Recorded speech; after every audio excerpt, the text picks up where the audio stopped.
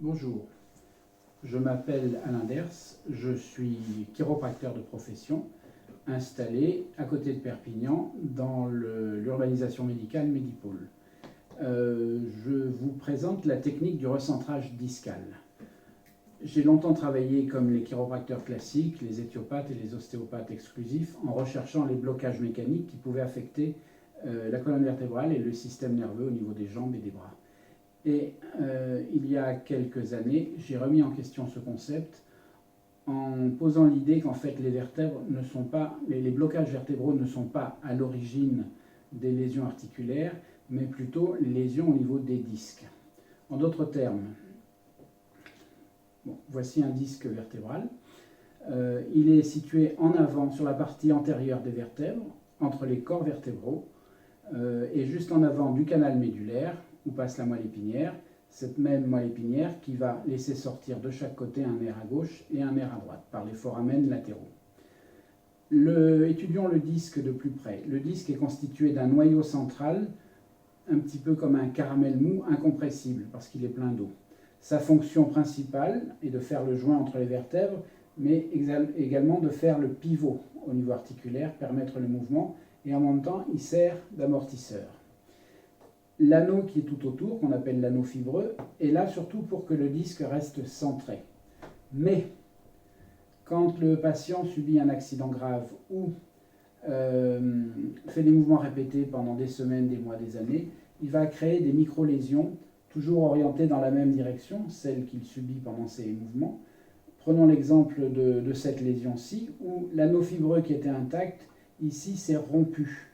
Donc le matériel central, dès qu'il y a une brèche ouverte, va sortir par cette brèche et va donc, en glissant, affecter la relation mécanique de la vertèbre qui est au-dessus et en dessous. Vous voyez ici le disque au niveau de l'anneau fibreux est déchiré, la partie centrale est sortie, tout en restant dans les limites du disque.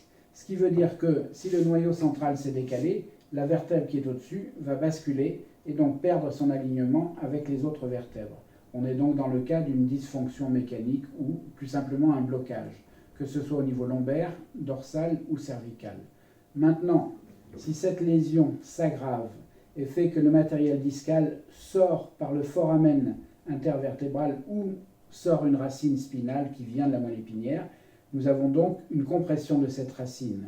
Et dans ce cas-là, suivant le niveau considéré, vous aurez soit une sciatique, ce sont les racines nerveuses L5 et S1, soit une cruralgie, ce sont les lésions nerveuses au niveau de la racine L3 ou de la racine L4, soit un syndrome de Meigne qui concerne la racine D12 ou la racine L1. Et évidemment, au niveau cervical, ce sera entre C4 et D1, les lésions qui vont affecter tout le bras. D'accord ? Mais il peut également avoir d'autres lésions au niveau dorsal. Je sais que ça surprend beaucoup de gens, mais les lésions ou hernies discales existent également au niveau dorsal. Donc mon travail consiste, dans un premier temps, à repérer les niveaux de ces lésions, et ensuite, avec l'activateur, voilà, merci. Merci. Je vais donc venir au niveau de la lésion discale, et mon rôle sera de la pousser, d'essayer de recentrer le noyau pour que l'anneau fibreux puisse commencer à se réparer. Alors évidemment, il faut répéter un petit peu les séances, parce que la consolidation de l'anneau fibreux ne se fait pas en une seule séance. Mais quand vous recentrez le disque, il est évident que le décalage de la vertèbre associé au glissement latéral disparaît, donc le blocage disparaît.